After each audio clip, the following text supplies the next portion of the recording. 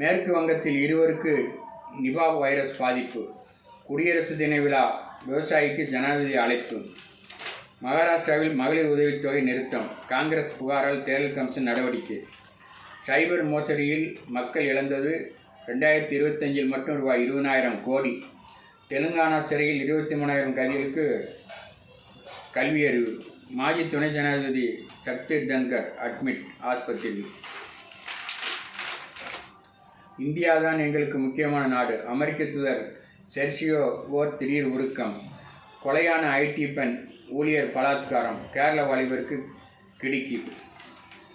ஆயுஷ் டாக்டர்களை அங்கீகரிக்க கோரி மனு.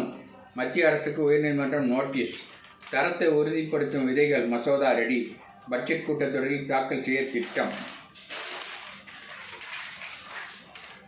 நீட் தேர்வு புதிய பாடத்திட்டம் இணையத்தில் பதிவேற்றம். விஜயிடம் 7 மணி நேரம் விசாரணை நடத்தியது சிபிஐ. இன்றும் ஆஜராக இருந்த நிலையில் விசாரணை ஒத்திவைப்பு. திட்டமிட்ட இலக்கை எட்டாத PSLV C-62 ராக்கெட். அரசை நம்பி பயனில்லை பழனிசாமி. சட்டம் ஒழுங்கு சீரழிவு சீமான். தொழிலதிபர் ஆகாஷ் பாஸ்கரன் மீதான வழக்கு முடித்து வைப்பு. ரயில் முன்பதிவு மையம் 15ஆம் தேதி ஒரு ஷிப்ட்.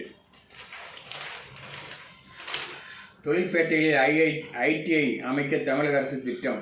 இடைக்கால பட்ஜெட்டில் அறிவிக்க வாய்ப்பு. தாஜ் ஹோட்டல் இசைக்கு வர்த்தக குறியீடு.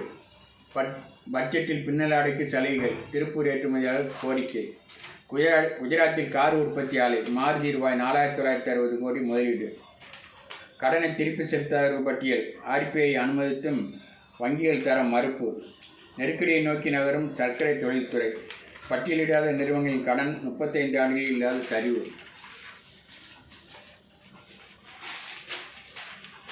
தேசிய பங்குச்சந்தையில் தங்கம் ECR முறையில் வாங்கலாம்.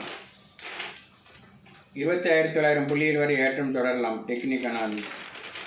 அணுசக்தி துறையில் நுழைய உங்களை அன்புடன் அழைக்கிறாள் சாந்தி. வழக்கு நிலுவையில் உள்ள நிலையில் 3 பள்ளிகளுக்கு துணைவேந்தர் தேடல். மாநில அரசு அதிகாரம் பறிபோகும் அபாயம். சிங்கத்தின் வாயில் சிக்கிய நடிகர் விஜய் செல்வ பெருந்தையில். நயினார் நாகேந்திரன் இன்று டெல்லி பயணம். சட்டசபை தேர்தல் நெருங்குவதால் பரிசு மலை. வாக்காளர்களை வளைக்கும் திமுக அதிமுக. எடுபடாத இந்திய எதிர்ப்பு பிரச்சாரம். வெற்றியை இழந்த பராசக்தி படம். புரியாமல் தடுமாறும் ஆளுங்கட்சி. பெங்களூரு அணி வெற்றி. உத்தரப்பிரதேச அணி ஏமாற்றம்.